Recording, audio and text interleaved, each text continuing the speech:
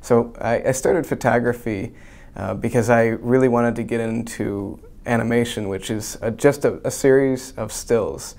And when my professor saw what I was doing with clay, he said to me, like, you should put this into your photography. And I thought to myself, like, that seems so bizarre. Why would you want to put it into stills?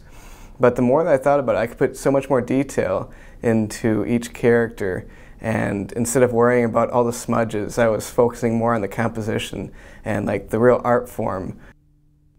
The current project I'm working on, which is I'm Not Myself, is the self-portraiture series.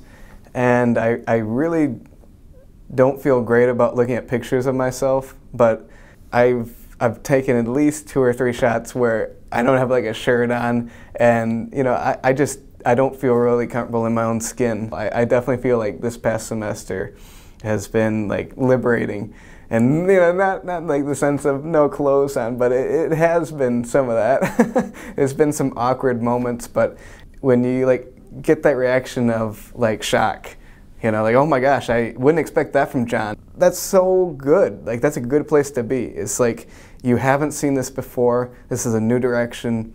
It's fresh. So some of my favorite themes in my work is the more dark humor side. Personally, I like to create an image that makes people laugh, but at the same time, like, cringe. The worst compliment that you can get is, that's a nice picture. And so like my whole, like, I guess my signature is the slightly twisted, but at the same time pretty hilarious when you see it. I think my favorite sculpture would probably be when I went to New York City. I brought along this little clay walrus, which is only maybe like 4 inches tall. And so I was walking along in downtown New York, and people just kept looking, and they kept saying, so I was like, what is up with this guy? And that's like when I realized that like I had something that was really unique, and it was something that people could like laugh at, and it really like pushed me to keep making stuff and bring it out rather than doing it just like in the studio on a plain white backdrop.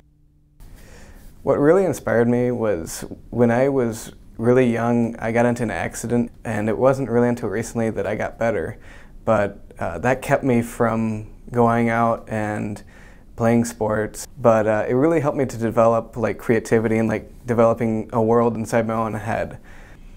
Well, I really want to see my characters in children's books, because when I was a kid, one of the like pleasures, I guess, was my mom would sit down with a book and she'd be reading to us, and we'd be looking at the pictures. And I tell you, I see my niece and my nephew growing up. He can't even read yet, and yet he's pointing at the pictures and he's developing these stories in his head, and I know it's there.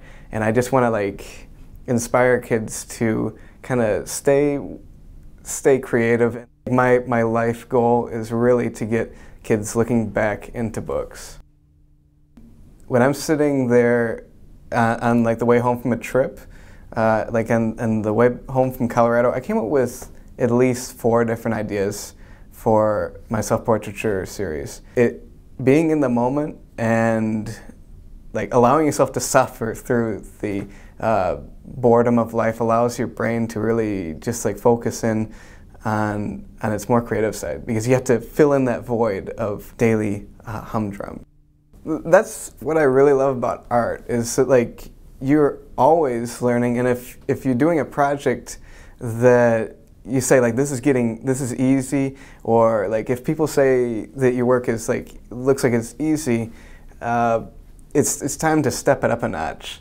And like there's always somewhere else that you can improve and just get more creative or get more labor intensive in the process. So like that's one of the things that I love about it. Is like there's always a challenge that's greater. There's always someone that's better than you, and that's not like disappointing or something that makes me anxious, because you know there's always someone that's not as good as me too. There's always room to move.